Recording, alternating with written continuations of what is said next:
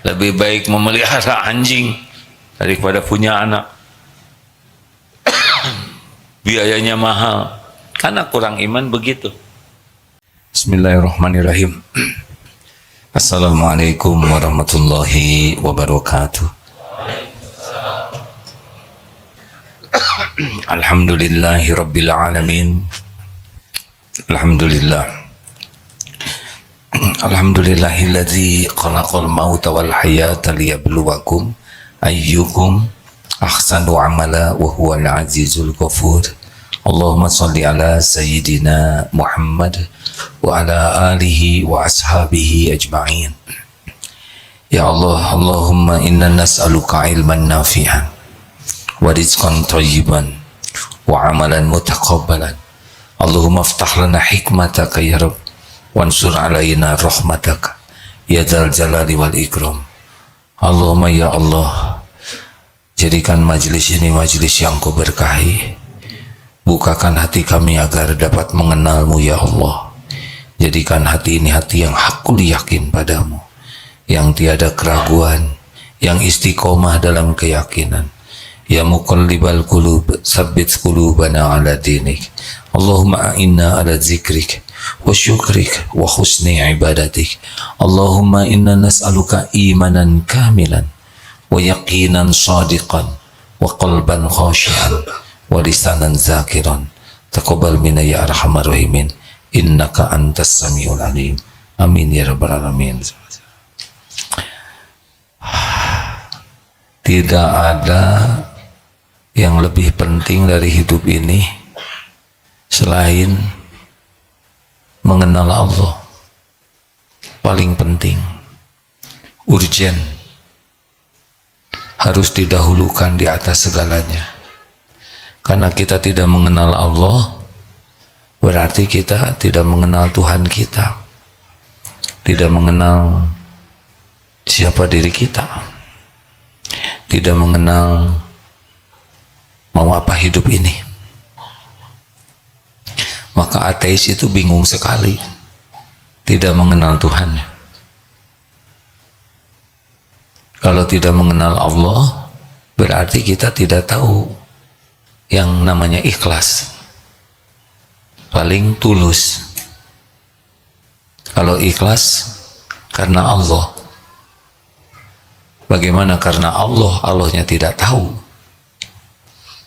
Kalau tidak mengenal Allah, kita tidak bisa syukur, karena kita tidak tahu bahwa semua nikmat milik Allah. Allah yang membagikan. Stres, bingung.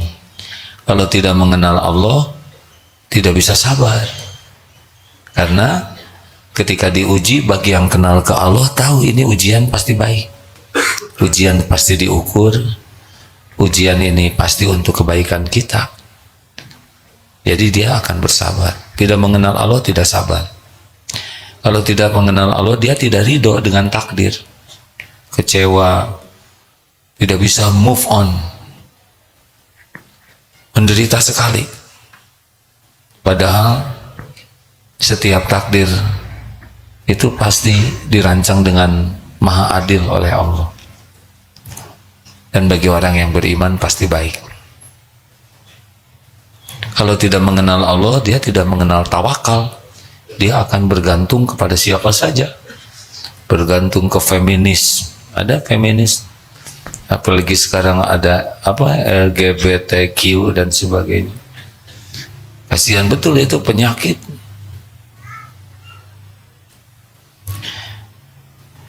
Kalau tidak mengenal Allah, ngarang saja hidup ini. Dia tidak tahu siapa yang membagikan rezeki, siapa yang bisa menolak bala. Jadi benar-benar lelah. Makanya kalau ada pertanyaan, apa kebutuhan terpenting dalam hidup kita, keperluan yang paling mendesak dalam hidup ini, yang paling urgent, yang harus kita mengerahkan segala daya, yaitu mengenal Allah. Supaya apa? Supaya bertauhid. Semua nabi yang diutus itu adalah untuk memperkenalkan Allah. memperkenalkan apa yang Allah perintahkan, Allah sukai, dan yang Allah larang, dan konsekuensinya. Kalau kamu patuh ini, kalau nggak patuh itu. Wahyu Allah, kitab-kitab yang diturunkan oleh Allah, itulah Allah memperkenalkan dirinya dengan Al-Quran, dengan kitab-kitab. Makanya kalau orang mau mengenal Allah tidak berinteraksi dengan Al-Quran secara tepat, maka agak sulit juga. Walaupun kita membaca Quran sering, itu udah baik, tapi kalau tidak membaca artinya, kita kurang yakin ke Allahnya. Karena pada pemahaman Al-Quran itulah kita bisa mengenal Allah.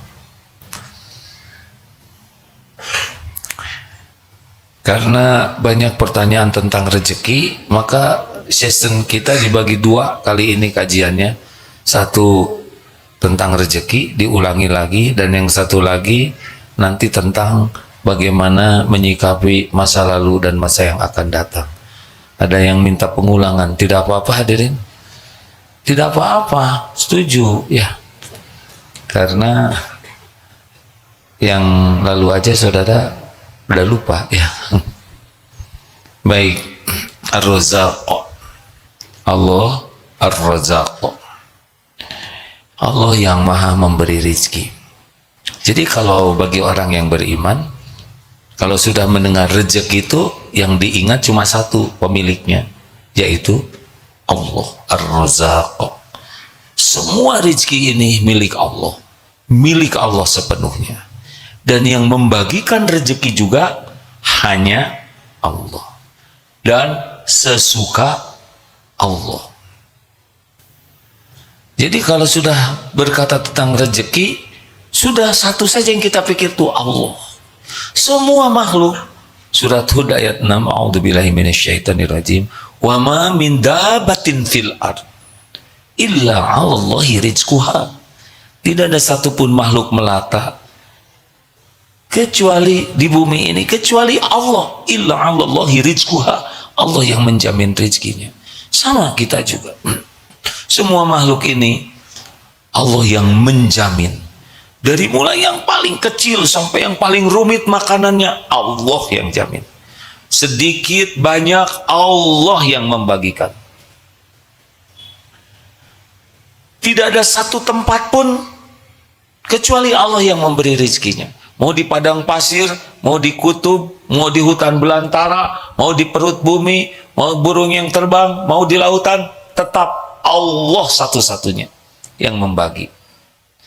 Saudara mau menjerit kepada siapapun, menghibah kepada siapapun, memelas kepada Allah juga yang ngasih rezekinya. Mau banyak, mau sedikit, mau sedang, mau sedikit sekali, Allah yang melakukannya. Yang melapangkan, yang menyempitkan juga hanya Allah yang melakukannya. Harga turun naik semuanya dengan izin Allah. Jadi kalau sudah bicara tentang rezeki itu sudah bulat saja Allah. Yang halal, yang tidak halal tetap dengan izin Allah. Penjahat, gangster, orang yang tidak beriman, orang yang memaki-maki Allah, tetap Allah yang hidupin, Allah yang ngasih rezeki. Semuanya, tidak ada satupun. Dan sesuka Allah. Jadi jangan pernah menganggap banyak uang itu sukses. Tidak, tidak. Kaya itu sukses, tidak. Sesuka Allah saja. Orang yang paling zalim sekalipun kasih saja. Yakuza, gangster, mafia, kasih. Apakah harus dengan kerja keras pasti kaya? Oh tidak. Sesuka Allah saja. Yang kerja keras yang dikasih banyak ada, yang kerja keras dikasih sedang ada, yang kerja keras dikasih sedikit juga ada. Apakah kalau santai bisa kaya? Kalau Allah mau ngasih, kaya bisa tuh. Bapak ibunya kaya, terus meninggal, warisannya buat dia. Jadi jangan pernah kagum kepada dunia ini. Yang dikagumi adalah yang memilikinya, yang membagikan, yang menahan. Makanya kalau masalah rezeki itu bukan masalah rezekinya. Pertama, masalah rezeki itu adalah yakin tidak siapa yang memiliki dan membagikan rezeki. Itu masalah yang pertama. Jadi bukan masalah rezeki, tenang, rezeki itu sudah ada. Sampai mati 120 hari di rahim ibu sudah beres tertulis. Jadi masalah itu bukan masalah rezeki, tapi pertama apa? Masalah yakin tidak Allah yang menjamin rezeki. Kalau tidak yakin Allah yang menjamin rezeki, udah dia akan mengabdi kepada yang dianggap bisa memberi rezeki. Ada yang mengabdi kepada atasan, gak peduli atasannya memerintahkan apa, karena merasa penjaminnya adalah atasan, pemberinya adalah atasan. Demikianlah orang kalau tidak kenal Allah, dia akan mengabdi kepada yang dianggap menjadi sumber rezeki baginya. Ini dulu yang harus diselesaikan. Jangan takut anak tidak punya rezeki, takut anak tidak kenal kepada siapa yang menciptakan dan memberi rezeki kepadanya. Surat Ar-Rum ayat 40. A'udzu billahi minasyaitonir rajim. Allahul ladzi khalaqakum tsumma razaqakum tsumma yumitukum tsumma yuhyikum hal min syurakaikum may yaf'alu min dzalikum min syai'in subhanahu wa ta'ala amma yusyrikun. Allah lah yang khalaqakum, menciptakan kalian, summa, kemudian razaqakum, memberi rizki kepada kamu sekalian, summa, kemudian mematikan kalian, kemudian menghidupkan kalian. Adakah di antara yang kamu sekutukan dengan Allah itu dapat berbuat sesuatu yang demikian itu? Maha suci Allah, dia yang maha tinggi dari apa yang mereka persekutukan. Allah yang menciptakan, Allah yang memberi rezeki. Pasti kita jalan-jalan dengan kambing di padang rumput, tidak mungkin kita yang hijau lihat rumput, itu jatah kambing. Nah, kita yang hijau lihat kambing gitu. Didesain semuanya, beres, tenang saja hadirin. Kita di rahim ibu dulu sebelum jadi janin, masih sperma, ketemu sel telur, itu pun ada rezekinya. Karena sperma bergerak pasti perlu energi, energi itu dari rezeki. Terjadi membelah sel dari 1 jadi 2, 2 jadi 4, itu semua udah ada rezekinya. Kalau nggak ada energi, dia tidak berbelah. Beres sampai sekarang. Jadi yang pertama, masalah kita tuh bukan masalah rezeki, tapi masalah keyakinan. Apa keuntungannya kalau yakin Allah yang memberi rezeki? Tenang. Dia kalau yakin Allah yang memberi rezeki, dia tidak akan menuhankan yang lain selain Allah. Dia akan tawakal.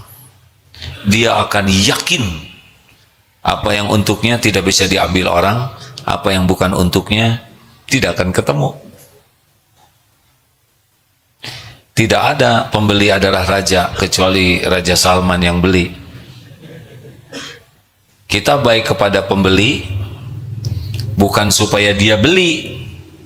Kita baik kepada pembeli karena amal soleh. Wa ahsinu innallaha yuhibbul muhsinin. Al-Baqarah 195 ya. Dan berbuat baiklah kalian, profesional lah. Sesungguhnya Allah mencintai orang yang berbuat kebaikan. Orang mau beli, mau tidak beli, oh itu bukan urusan kita. Urusan kita adalah bertransaksi dengan niat baik, dengan cara yang baik, sebagai amal soleh. Tidak jadi beli, kita dapat pahala. Jadi beli, ya dapat pahala, ya dapat rezeki kita. Kemudian kita bersyukur, tambah kebaikan. Jadi masalah yang kedua adalah, pertama keyakinan. Yang kedua, niat dan caranya benar tidak di dalam menjemput rezeki kita. Bukan mencari ya. Kalau mencari itu antara ada dan tiada. Kalau menjemput pasti ketemu tidak? Belum tentu. Mencari istri sudah punya belum? Menjemput istri sudah punya belum? Nggak apa-apa. Kalau saudara senang jawab belum, nggak apa-apa. Tenang aja. Kalau menjemput istri sudah punya belum? Ini bukan hanya saudara sudah punya istri belum ya. Menjemput istri. Tapi kalau istrinya di pasar Sukajadi, dijemputnya di pasar Kosambi. Kira-kira bukan karena nggak ada istrinya, tapi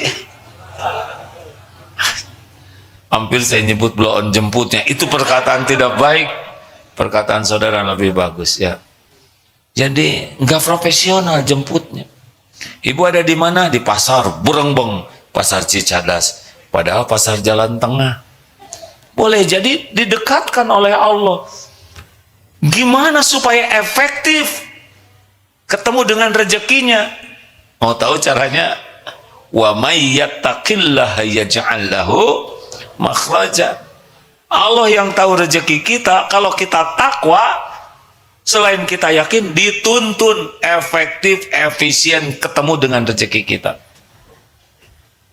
Lah Allah yang membagikan rezeki. Kalau Allah nunjukin, pasti ketemulah. Nggak pakai stres. Makanya yang paling efektif membuat kita jumpa dengan rezeki kita dalam keadaan berkah adalah takwa. Wa may yattaqillaha yaj'al lahu makhrajan wa yarzuqhu min haitsu la yahtasib. Barang siapa yang bertakwa kepada Allah, Allah beri jalan keluar dari persoalan apapun, di antaranya persoalan rezeki, dan Allah berikan rezeki dari tempat yang tidak diduga-duga. Masya Allah. Makanya jangan takut hadirin. Wah katanya nanti kita akan digantikan oleh robot. Sok aja kalau saudara mau diganti ya. Rezeki kita tetap ada. Barang-barang naik, dengerin ya, bukan masalah naik turunnya barang, kebeli atau enggak itu kan. Walaupun barang naik kita dimampukan ketemu. Dulu umroh cuma 10 juta, sekarang umroh paling murah 35 juta, nggak ada masalah. Yang penting kan nyampe, betul tidak? Sekarang punya 100 juta, nggak diundang oleh Allah, nggak nyampe. Ya masalahnya saya nggak ada uangnya. Kalau Allah ngundang saudara, Allah akan ngasih jalannya. Bisa pakai uang sendiri, bisa ada yang ngongkosin. Sepengetahuan saya ya Bu, Pak, yang umroh itu sebagian besar syariatnya nggak bayar sendiri. Paling 10% yang bayar sendiri. Ada yang dibayarin suaminya. Syariatnya dibayarin mertua, dibayarin menantu, dibayarin anak, dibayarin majikan, dibayarin bos. Ada yang karena sakit dipindahin ke ini, ada yang dapat undian. Sebagian besar nggak pada bayar sendiri itu, tapi hakikatnya memang nggak ada yang bayar, Allah yang ngongkosin. Makanya orang yang yakin ke Allah mah nggak ada hopeless, tidak ada putus asa dari pertolongan Allah. Gimana kalau nikah? Ya nikah aja. Nikah itu kan bergabung, rezeki suami, rezeki istri, jadi dua. Nanti punya anak ada rezekinya sendiri. Jadi banyak anak, banyak masalah hadirin. Kalau tidak hati-hati. Kalau orang tuanya takwa, dibereskan oleh Allah.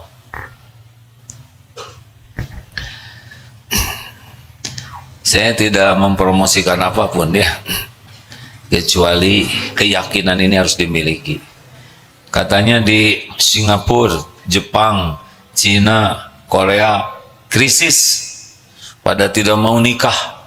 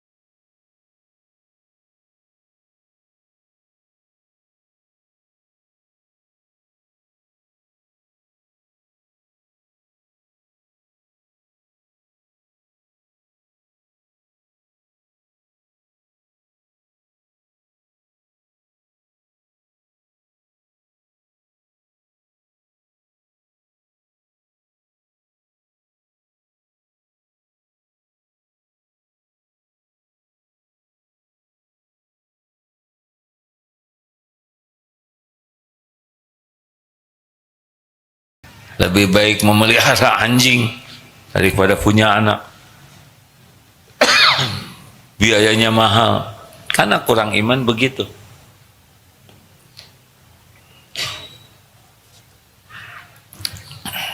Lanjut. Bisnis, bekerja bukan nyari uang. Cari keridhaan Allah. Cari pahala akhirat. Rezeki Allah yang ngatur. Gak usah ribet dengan karir. Gak usah sibuk ngitung-ngitung untung berlebihan. Rugi ay. Rugi apa? Harusnya nih barang saya ini laku 2 juta. Tapi cuma laku 1 juta. Lah, terus ruginya di mana? Kalau Allah ngasih 1 juta, jangan ngitung yang belum ada dong kan? Masa yang belum ada dianggap untung? Ngerti tidak? Kita kan banyak prediksi-prediksi itu seakan udah pasti rezeki kita. Enggak. Kalau Allah mau ngasih segitu ya segitu yang datang. Tapi teman saya jualan ini laku 3 juta. Itu rezeki dia. Yang diceritakan, jual rumah 800 juta. Dibeli oleh temennya. Seminggu kemudian dijual lagi. Laku 1 miliar. Aduh, gue rugi 200 juta. Tahu dari mana? Dia udah untung. Itu coba kalau saya jual, enggak bisa. Itu bukan rezeki kamu, rezeki dia. Pakai ngerasa rugi segala, ngarang. Ini teh ngerti enggak? Saya lihat wajahnya ketawa tapi rada nggak simetris. Jangan suka sibuk ngitung-ngitung yang belum ada. Boleh memprediksi, tapi rezeki kita mah terserah Allah. Waduh, coba kalau saya ikut ini nanti saya jadi jenderal. Kata siapa? Kalau nggak ada garisnya mah nggak akan jadi, enggak. Dan semuanya juga bukan karena kehebatan, karena ujian. Biasa weh, tenang ya. Luruskan niat yang mau cari kerjaan. Nggak usah stres. Wah gimana ya, saya sekarang kuliah semester 3, nanti dapat kerjaan nggak? Ya nggak tahu. Sudah kuliah aja belum tentu lulus. Ribet pisan. Sempurnakan aja kuliah sekarang. 3. Kalau nanti Allah mempertemukan dengan rezeki kita, itu udah jadi rezeki, udah jadi kebaikan belum? Belum. Kebaikan itu kalau syukur. Nih kasih untung oleh Allah sekian juta, puluh juta, ratus juta. Itu udah rezeki belum? Belum. Rezeki yang asli itu kalau bisa bersyukur. Kebaikan maksudnya. Itu udah rezeki tapi belum jadi kebaikan. Itu yang lebih tepat ya.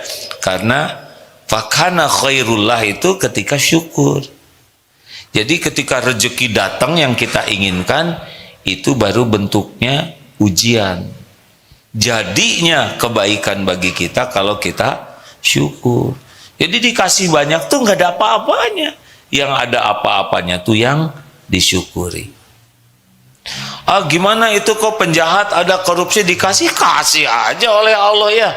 Dunia ini tidak ada harganya bagi Allah tuh hadirin.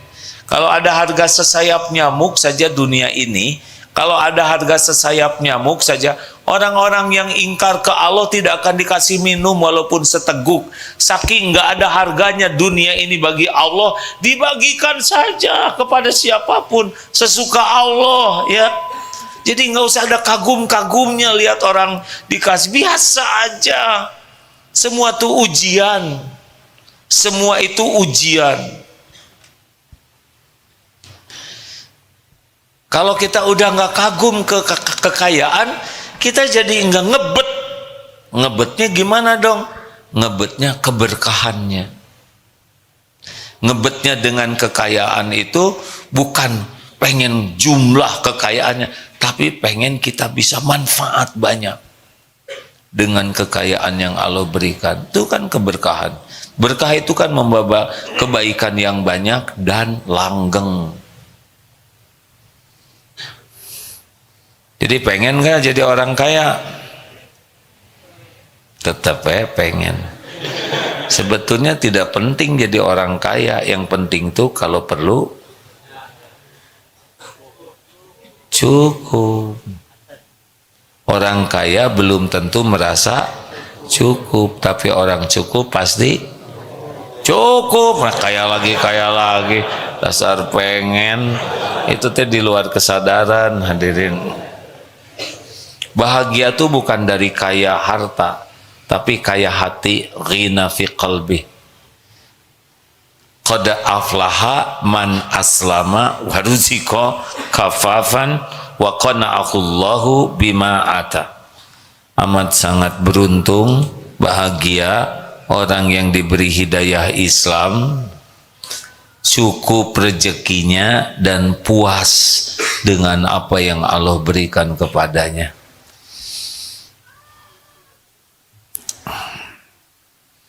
Jadi hati-hati kalau udah dikasih rezeki sesuai keinginan tuh, itu masih ujian. Baru lulus kalau kita bersyukur. Tiba-tiba tidak sesuai rencana. Ini macet. Kemarin kan ada COVID. Waduh, ini macet. Wah, gara-gara si COVID. Kata COVID, apa lu? Gue juga capek. Nggak ada. Kita jadi sempit, jadi mantap, tahu mantap, makan tabungan, tabungan habis jadi manset, makan aset.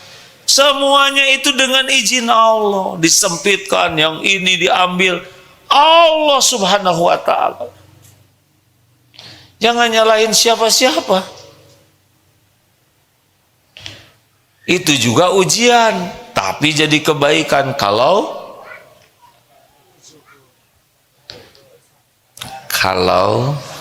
sabar, ya sabar weh.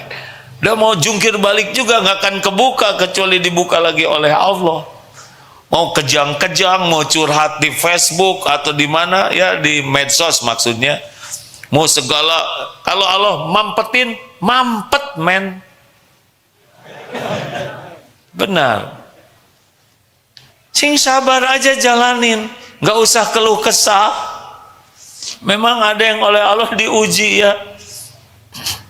Ada yang dimudahkan, ada yang kadang mudah, kadang nggak, ada yang susah, ada yang diempet, ada yang perlu segini kurang dikit. Tetap mintanya ke Allah. Dan kalau diukur mah tetap dijalanin hidup ini. Yang banyak mengeluh kurang juga, hirup weh. Benar. Saya emang nggak punya tabungan, dan nggak harus punya tabungan kalau nggak ada. Ini wajah-wajah tanpa tabungan. Tapi gaji saya sedikit, nggak ada masalah gaji sedikit. Yang penting penghasilan besar. Yang penting cukup. Dan yang membuat kita tertekan tuh, karena kita kurang mensyukuri dan tidak sabar. Sabar. Kalau lagi oleh Allah disempitkan, sabar. Ada lagi nanti diambil oleh Allah. Bagaimana kalau diambil?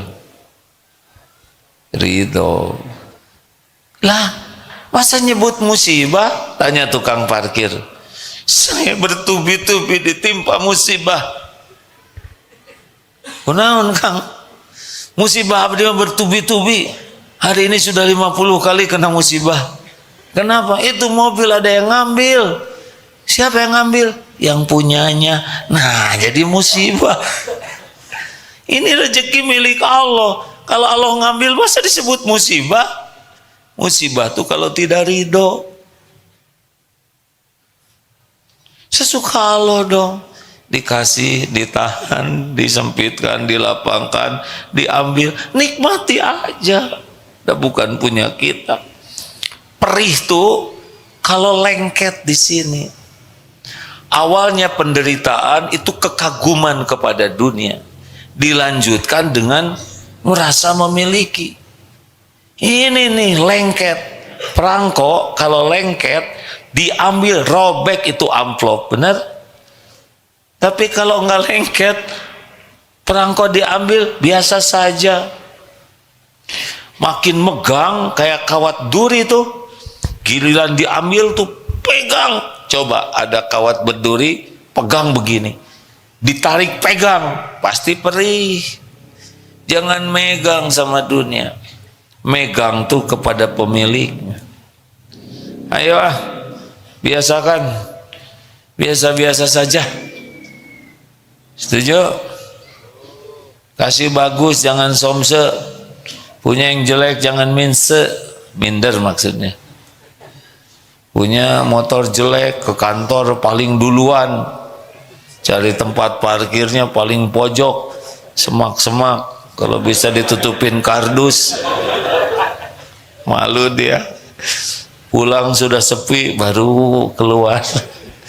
Mau ngapain nyiksa diri? Kalau Allah ngasih yang ini syukuri. Ada pengalaman mengagumkan, bagi saya mengagumkan ya melihatnya. Di sebuah sekolah, orang-orang yang dititipi dunia, mobilnya bagus-bagus. Tiba-tiba ada naik motor, motornya sederhana. Ternyata sekolah di sana juga anaknya. Turun, suami istri ada anaknya diturunkan, kerudungnya dibetulkan, lalu cium tangan, gak ada. Pulang lagi, di sela-sela mobil bagus, tenang aja, ini bagus. Mau ngapain juga capek-capek mikirin mobil orang, ya kan? Itu juga punya Allah. Saudara mau dikasih mobil bagus tidak? Ya terserah ya, saya nggak akan ngasih. Menderita tahu. Ada yang dipinjemin mobil, tahu-tahu bensinnya boros 1,7. Jadi kerjanya teh cuma dielap aja mobil tuh, nggak dipakai. Udah mahal, nyiksa kalau bukan makomnya. Nggak usah pengen yang bukan makom kita. Sok tuh kamu di mana tinggal, ngontrak, ya sudah tinggal di rumah saya aja tuh, ada apartemen, asal kamu bayar ini itu. Paling juga 1 bulan udah keluar lagi, belum bayar iurannya 1,5 juta, listrik 1 juta, air 1 juta, sedang gaji dia 2 juta. Masa dia di sana hanya megangin kabel listriknya? Sudah sing ridho kalau waktunya diambil ya. Jadi jangan suka berat mau bayar ini, bayar listrik. Waduh, saya harus bayar listrik. Lah kan kamu yang pakai. Sekolah teh meni mahal. Atuh nggak usah disekolahin. Pengen nyekolahin, bayar ya bayar, nggak usah nyebut mahal. Itu teh nyesek ke hati. Bayar. Nggak usah riweh, kalau nggak ada ya nggak usah. Kalau udah gitu ya tambal ban berapa? Sekarang mah tambal ban 50.000. Ya atuh udah ditambalnya cuman sedikit ya, sisain 25.000-an. Kenapa sih rewel-rewel amat? Kalau harus pindah rezeki ya pindah-pindahin aja. Nggak mungkin dikumpulkan di kita terus. Pasti muter rezeki tuh. Ada rezeki dokter gigi, kunaon, dek nganturkeun rezeki dokter gigi. Kacamata pecah, ya kan? Kedudukin lah, hilang lah sepatu, supaya muter rezeki teh ridho. Kalau sepatu hilang, saudara jangan kecil hati. Tahu sepatu hilang tuh ciri-ciri apa? Ciri-ciri punya sepatu baru.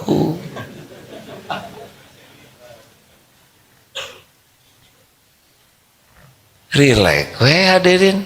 Udah sepatu hilang, ingatan hilang, kan berat. Pahala hilang. Sing ridho ya. Dunia mah enggak boleh lengket di hati. Jangan bertengkar di rumah. Aduh, pakai ngaheot. Beli ayam paha, simpen di meja.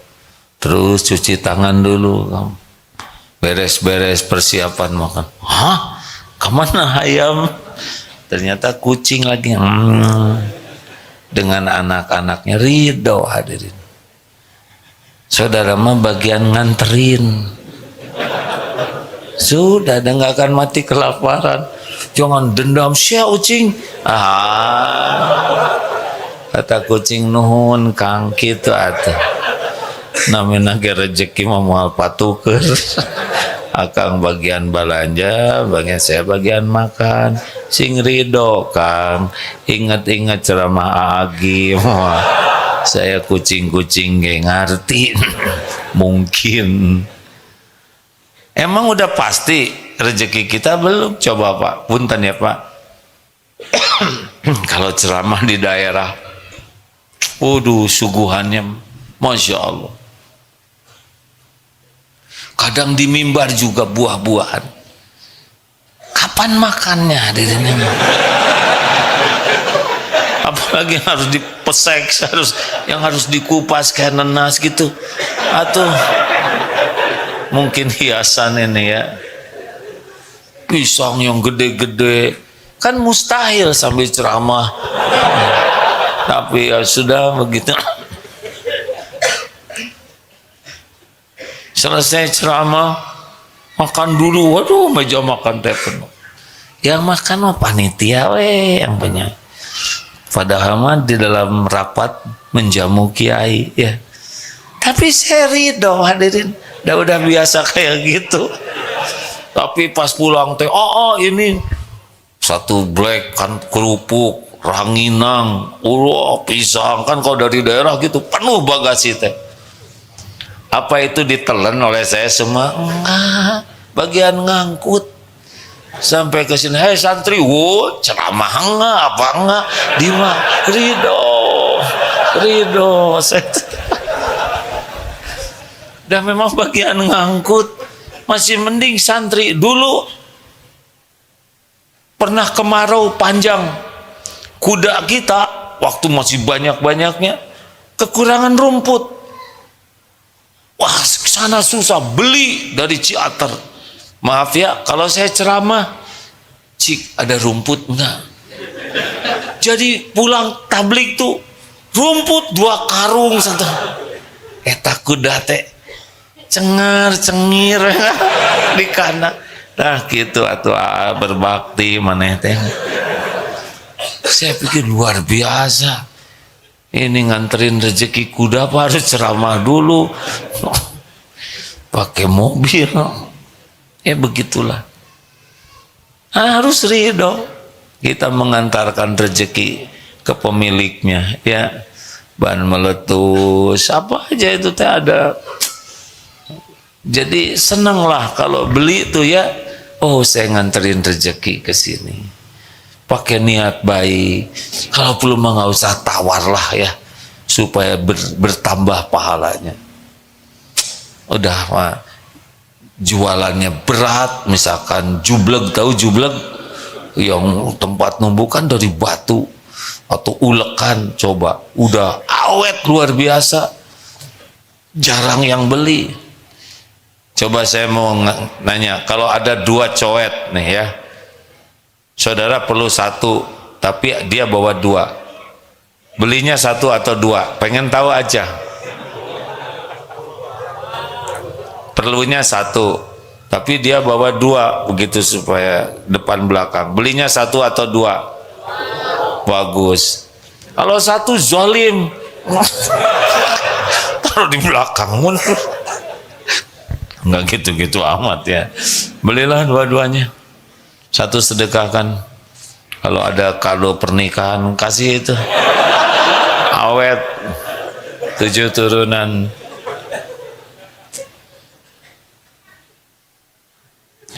Jangan berat kalau belanja tuh ya.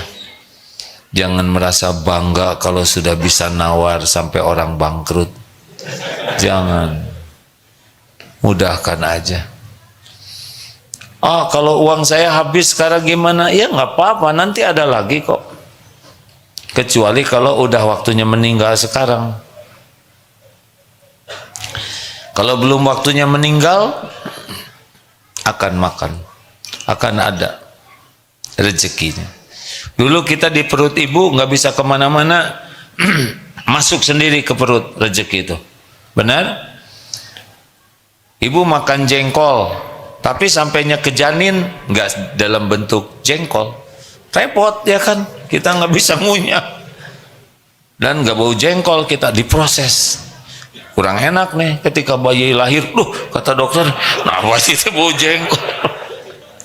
Padahal ibunya tukang jengkol, diproses, beres, aduh sempurna. Padahal makanan ibu teh cireng, dorok-dok, bandros ya, yang nggak berbentuk jelas.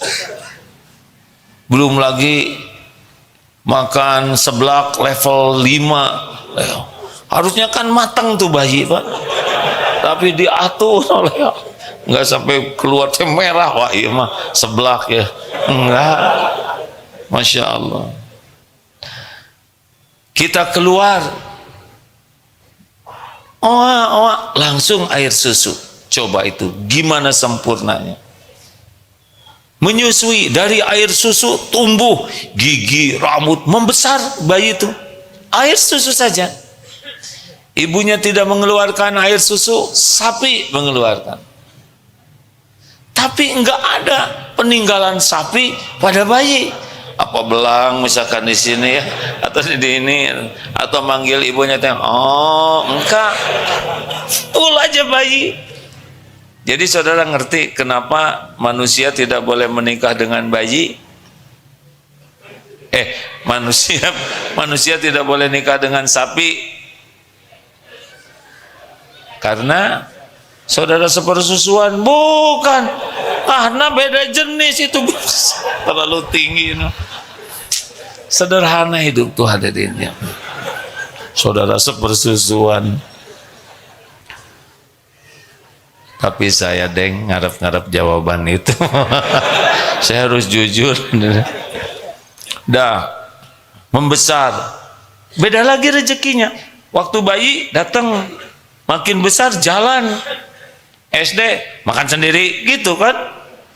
Nah ini lagi jauh-jauhnya nih rezekinya nih, harus pontang-panting sana sini baru ketemu. Tapi nanti makin lama makin tua, beda lagi. Kemana ke? Ke dapur. Kakek duduk ya, saya bawain. Berangkat lagi, kalau kaki sudah susah tuh, kakek tangannya goyang-goyang, disuapin ya, ini nggak bisa masuk, ada yang masukin ke sini. Kenapa nggak bisa nelen? Diinfus ya kek, masuk ke sini. Kakek, berarti sudah habis rezekinya.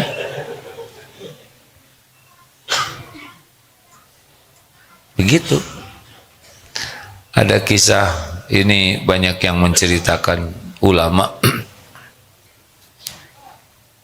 menceritakan ini. Ada seseorang jatuh ke sumur, akhirnya ditolong sampai ke atas lagi.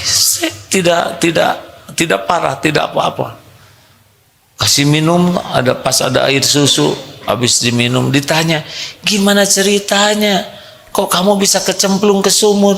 Iya saya juga heran. Saya tadi berdiri begini, ternyata jatuh lagi dan meninggal tuh di sumur. Kenapa tadi tidak meninggal? Karena ada satu gelas air susu yang belum selesai naik dulu. Itulah tentang sekelumit rezeki. Terakhir, jangan ngebanding-banding dengan rezeki orang lain. Karena setiap orang punya kapling masing-masing. Walaupun seibu sebapak, beda-beda. Jangan ada iri dengki, ya. Tenang aja, lihat punya orang tetap milik Allah semuanya kok. Jangan minder kalau sedikit. Jangan sombong kalau banyak, karena bukan hebat, karena Allah mau ngasih saja.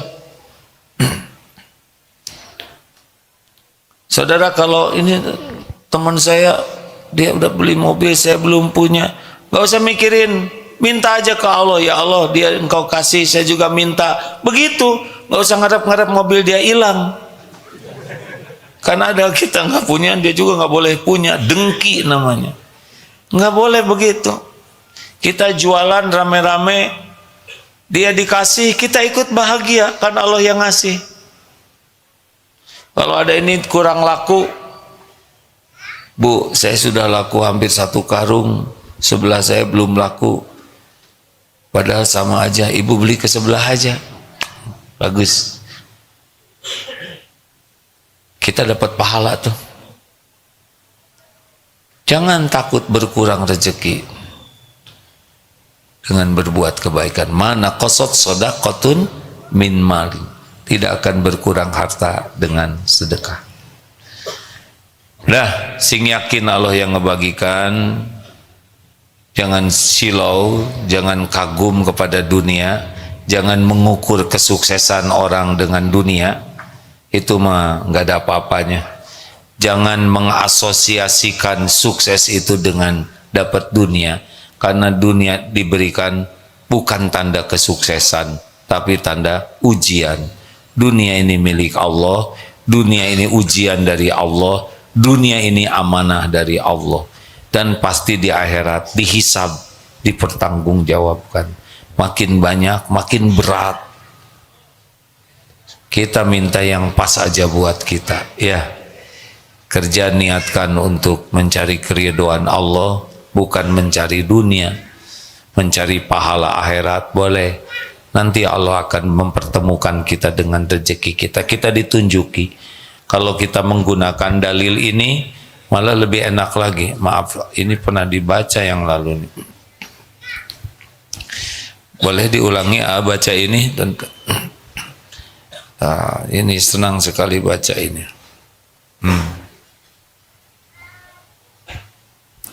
Nah, kalau mau pakai yang ini lebih enak lagi nih. Rasulullah Shallallahu Alaihi Wasallam bersabda, "Man kanatid dunya hammahu faraqallahu alaihi amroh." Barang siapa yang tujuan hidupnya hanya duniawi saja, maka Allah akan mencerai-beraikan urusannya. Waduh, capek aja urusan. Dari bangun tidur tuh telepon, gimana ini kalau saudara, jangan begitulah, saking kacaunya. Jadi diamlah Bu, ini urusan nih anak-anak papa. Diam bapak, ke anak juga lagi makan, gimana nggak bisa menikmati makanan di jalan, padahal mobilnya mahal. Tolong dong, kamu harus bereskan ini, panggil lawyer. Allah, terus saja begitu. Buka pintu dihormat, manyun aja. Segera rapat sekarang. Dalam kalian ini bagaimana? Waktu makan siang nggak enak. Sholat lewat. Kalaupun dilakukan secepatnya dengan seksama. Jarang ke masjid, sibuk dunia. Pulang larut malam, dunia. Nah ini kayak gitu. Gak ada waktu untuk dengan orang tua, gak ada. Dengan keluarga, gak bisa. Yang kedua, apa ruginya adalah waja'ala faqrahu baina ainai. Allah simpan di sininya, takut miskin. Jadi walaupun sudah untung banyak dikasih oleh Allah, dia tetap merasa takut miskin. Stres, takut berkurang. Sibuk ngitung untung yang belum ada. Takut tidak mau bayar zakat karena zakat dianggap mengurangi hartanya. Pelit, kalaupun sedekah dihitung dan diposting atau ada maunya di balik sedekah ini supaya dia diakui sebagai sedekah. Walaupun beli sapi besar, wah bisa jadi heboh lah karena sapinya pakai nama dia. Ya. Faqrahu baina ainai di sininya. Jadi nggak pernah merasa puas, dia takut berkurang, takut miskin. Cirinya tidak mau bayar zakat dan tidak mau beramal soleh. Yang terakhir, walam ya'tihi minad dunya illa ma kutiballah. dan ia mendapatkan dunia ternyata menurut apa yang Allah tetapkan untuknya.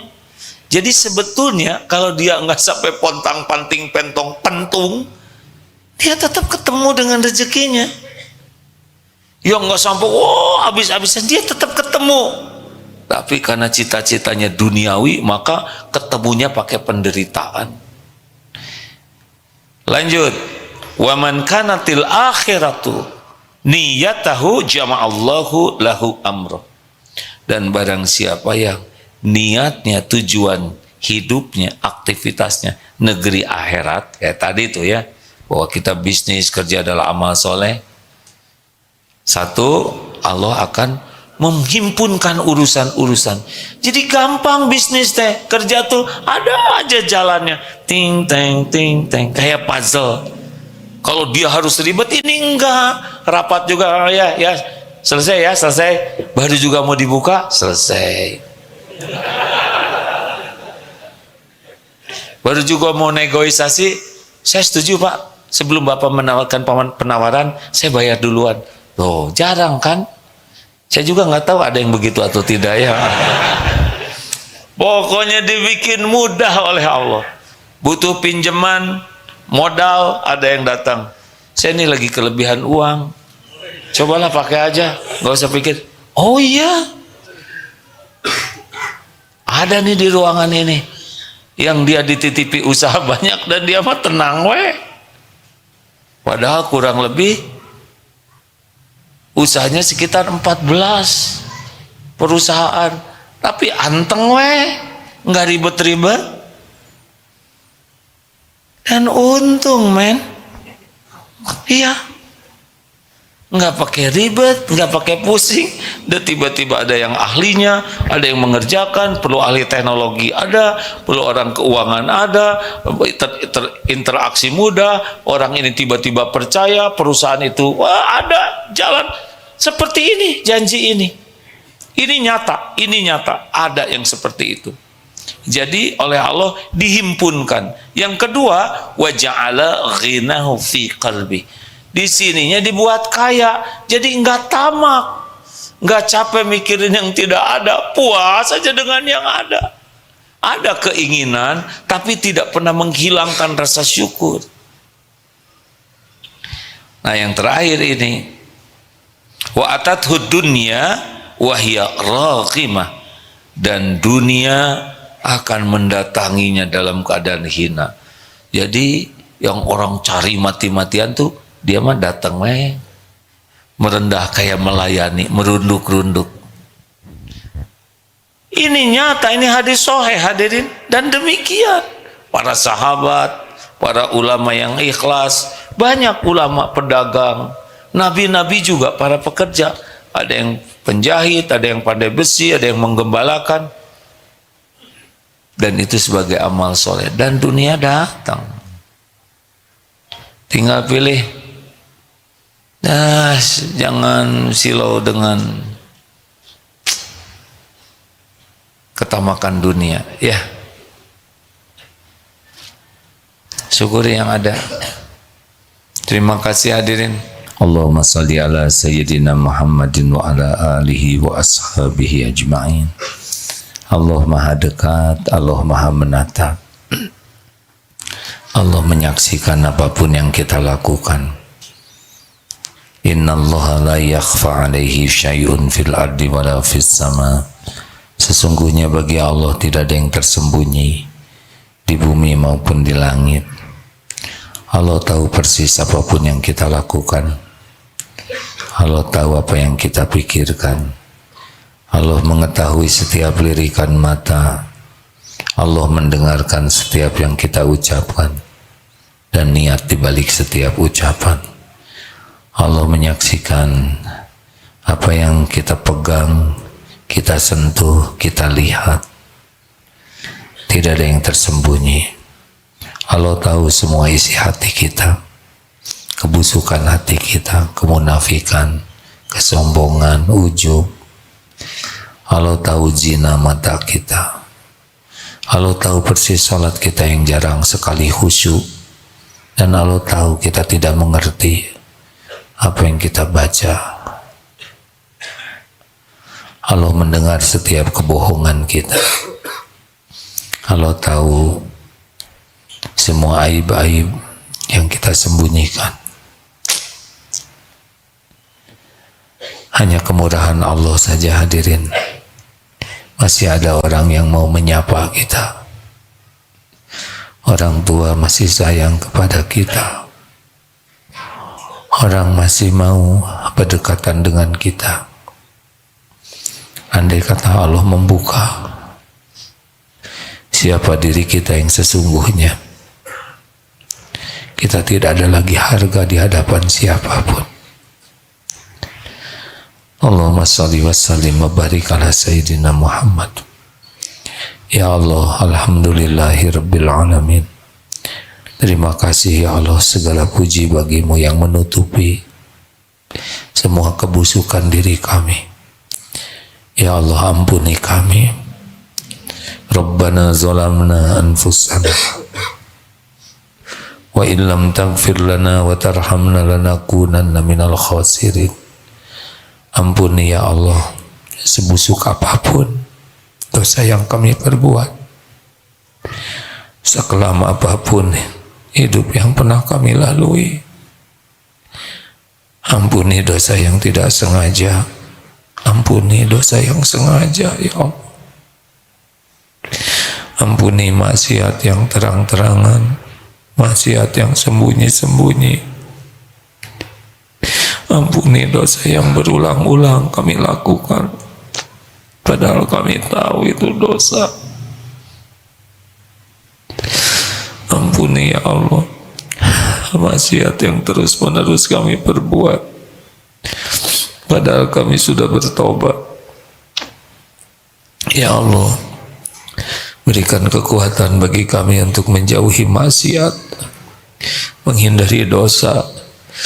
Berikan kekuatan bagi kami agar kami tidak silau kepada dunia ini ya Rabb. Berikan kesanggupan agar kami bisa mengendalikan amarah. Allahumma inna na'udzubika min munkaratil akhlaq wal a'mal wal ahwa wal adwa. Ya Allah, kami berlindung kepadamu dari akhlak yang mungkar, dari amal yang tidak Engkau terima, dari nafsu yang menjerumuskan, dari penyakit yang membinasakan. Allahumma ighfir lana wa li walidina warhamhum kama rabbawna shighara. Ampuni semua dosa kami kepada orang tua kami ya Allah. Ampuni ibu bapak kami. Ampuni dosa kami kepada guru-guru kami, kepada orang-orang yang berbuat baik kepada kami. Ampuni dosa kami kepada hamba-hambamu yang duafa yang kami zalimi ya Allah. Ampuni saudara-saudara kami yang pernah berbuat buruk kepada kami.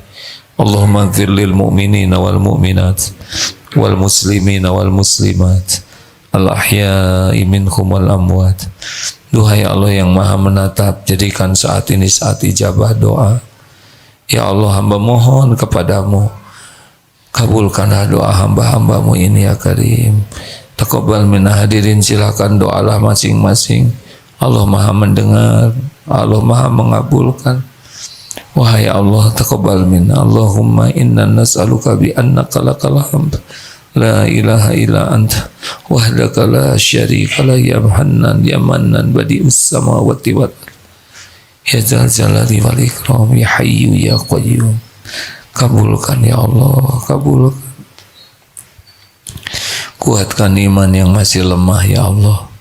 Berikan jalan keluar bagi yang dihimpit masalah. Berikan jodoh terbaik bagi yang mendambakannya ya Allah. Pernikahan berkah. Berikan kesembuhan yang sedang sakit ya Syafi. Kecukupan yang sedang kekurangan. Lepaskan yang dililit hutang ya Allah. Berikan ketenangan bagi yang dirundung kegelisahan. Berikan solusi terbaik bagi yang dihimpit masalah. Mudahkan hajat-hajatnya terkabul ya Allah, yang maslahat dunia wal akhirat. Lindungi dari fitnah, bala, musibah. Lindungi dari kejahatan makhlukmu ya Arhamar Rahimin. Rabbana atina fid dunya hasanah wa fil akhirati hasanatan wa qina azabannar. Allahumma inna nas'aluka ilman nafi'an wa rizqan thayyiban wa amalan mutaqabbalan. Subhana rabbika rabbil izzati amma yasifun wa salamun alal mursalin walhamdulillah. Terima kasih hadirin, maaf terlambat. Subhanakallahumma bihamdik asyhadu an la ilaha illa anta astaghfiruka wa atubu ilaik. Assalamualaikum warahmatullahi wabarakatuh.